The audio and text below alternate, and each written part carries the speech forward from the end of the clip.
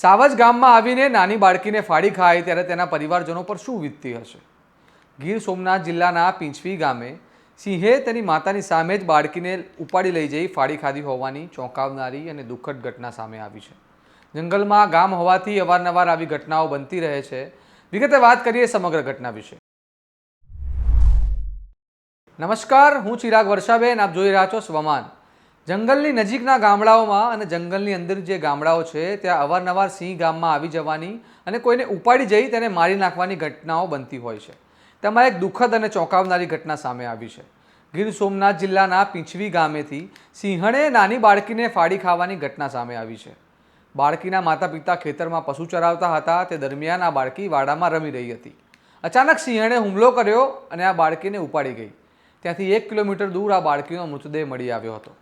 Forest વિભાગ તરત જ આ ઘટના સ્થળે પહોંચ્યો અને બાળકીના મૃતદેહને પોસ્ટમોર્ટમ માટે ગીર ગઢડા સરકારી હોસ્પિટલ લઈ જવામાં આવ્યો છે.